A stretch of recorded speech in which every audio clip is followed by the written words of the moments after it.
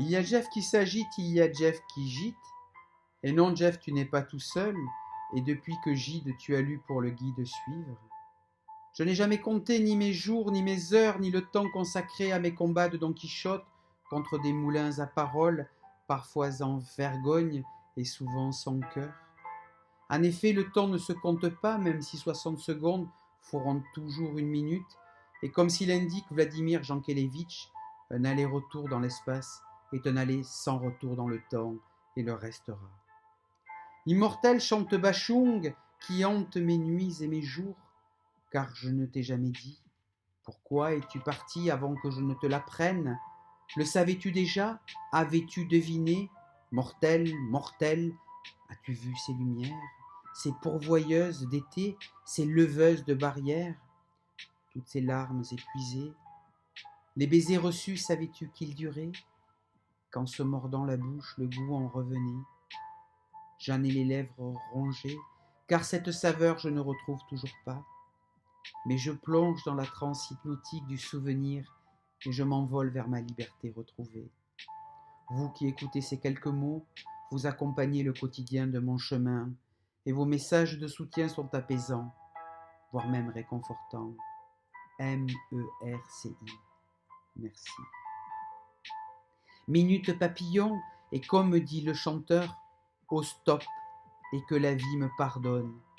La mort, l'épaule m'a caressé, et la tête pris, mais de moi n'a pas voulu, alors qu'elle a emporté mon frérot, et tant d'autres, dont toi, Duns, toi, Bernard, vous, Jean, toi, Christian, parce que...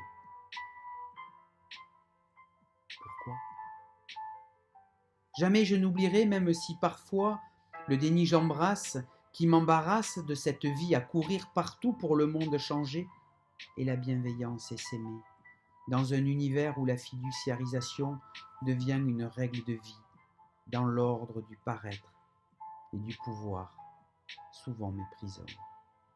Dans les sables émouvants de cette vie effrénée dans lequel j'ai pu me débattre et m'enliser, je remercie ma compagne, mes enfants, ma famille, mes amis et d'autres personnes de m'avoir toujours une main tendue.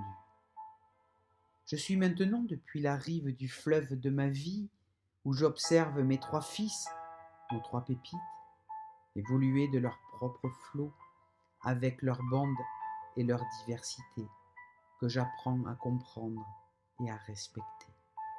Je rêve depuis longtemps d'un monde meilleur dans lequel enfants, femmes et hommes sur un pied d'égalité avanceraient dans le bain de la liberté avec une mousse parfumée au respect de la diversité de nos différences.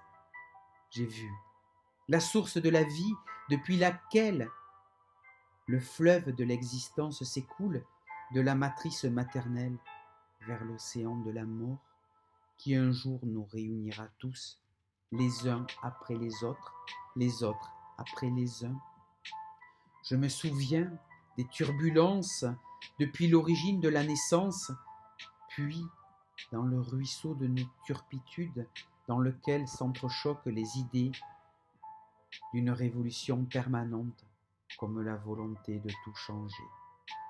Ensuite, avec les années qui passent, j'ai le cours de mon aventure terrestre parcouru dans un régime plus laminaire, plus calme, même si le débit du changement est plus marqué, plus intense. Et arrivera un jour ou une nuit la fin du parcours. Mais pour faire machine arrière, il est déjà tard.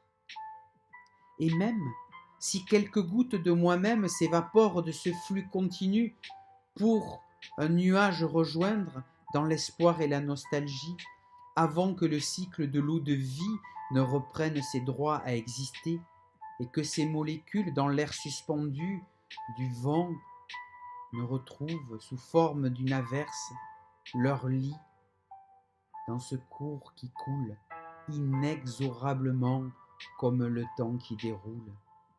J'ai eu la chance de voir au travers des cycles et de ce voyage les signes du temps, mais également le signe de l'étang, blanc comme neige, qui glissait sur ces étendues sans fin. Vladimir déjà nous parlait des circonvolutions de l'intention du bienfait ou des bienfaits. Ce qui est vrai du mystère de la mort n'est pas moins vrai du mystère de l'amour. Seulement, je me permettrai de parler au pluriel de l'amour et de ses mystères. Je continuerai à avancer le temps que ou tant que cette eau bouillonnera en moi pour apporter cette vapeur qui réchauffe les cœurs et les âmes. Je poursuivrai cette route pour défendre un accès aux soins pour tous en tout point du territoire, la reconnaissance et la juste valorisation des soignants et des personnels de l'hôpital public. Prenez soin de vous et des vôtres en restant confinés. J'ai ce soir une pensée pour nos amis restaurateurs et autres métiers de bouche. Je pense aussi à tous ceux qui ont perdu un proche dans cette période difficile et compliquée. Et j'ai une pensée émue pour Éric Loupiac, Jacques Fribourg, nos amis urgentistes, pour leurs familles, leurs équipes. Je vous embrasse d'une goutte de rosée de bonheur et de paix, dans un silence retrouvé. Et je vous dis au revoir.